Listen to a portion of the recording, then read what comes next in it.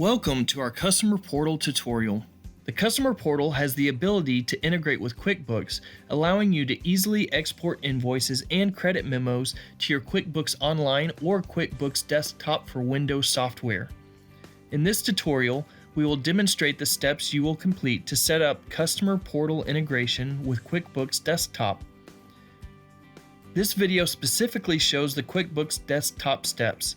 They are slightly different than the QuickBooks Online steps. Please refer to the QuickBooks Online video if that is the version used.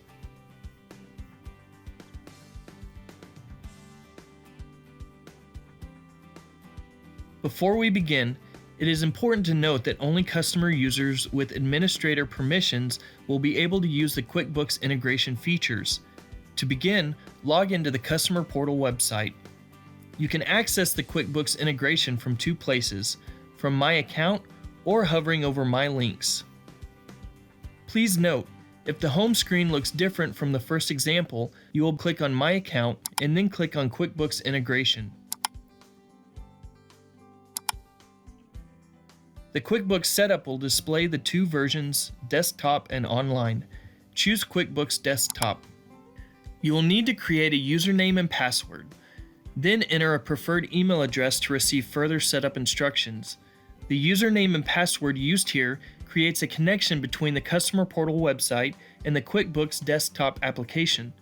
You will need to remember this password as it is needed to import your invoices into QuickBooks. We will discuss this in more depth later in the video. Click the Connect to QuickBooks button. This will open the QuickBooks Setup page.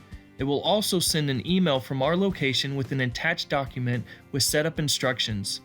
Follow these additional steps to complete setup. Once the connection has been established, you will be able to export invoices from the Customer Portal to QuickBooks. We will discuss how to export invoices later in this video. Next, let's look at the custom settings that are available.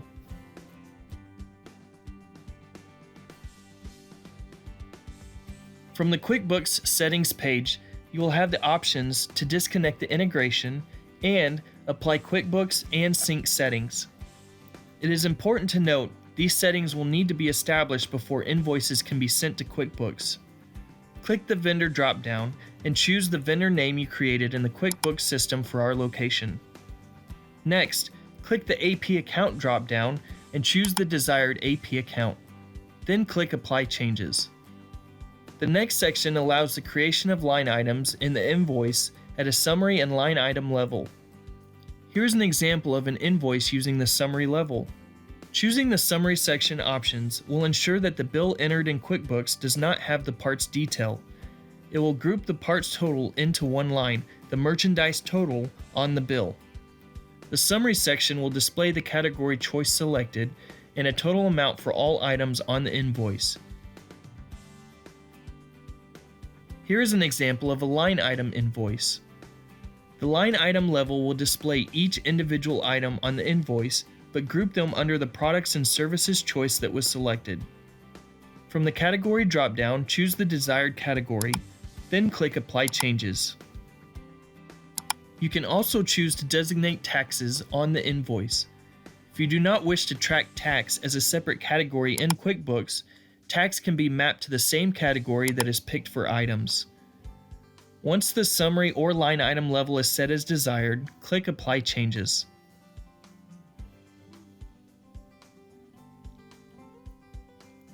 From the QuickBooks Settings page, click the Sync Invoices drop-down menu in the Sync Settings area.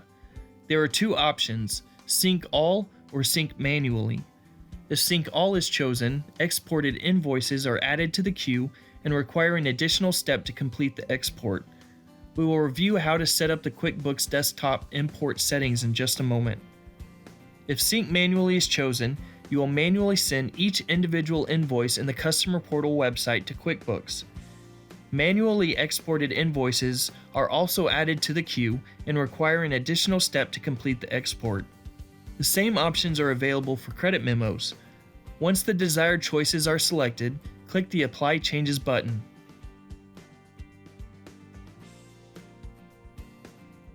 To manually send an invoice to QuickBooks, from the Customer Portal homepage, click Orders and Invoices. Please note, If the home screen looks different from the first example, you will click on My Account and then click on Invoices. Click the Invoices tab, click the desired order number, and click the Send to QuickBooks button. You will receive a green success message. Please note that if an invoice has already been sent to QuickBooks, the button will read Resend to QuickBooks. Resending a bill will remove the prior duplicate entry from QuickBooks. This will export the invoice to a queue and require an additional step to complete the export. We will review this additional step of how to set up the QuickBooks Desktop import settings next.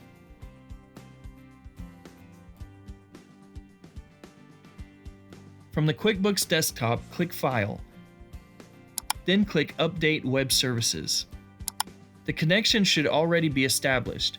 If it is not, you will need to complete the connection setup instructions you received by email.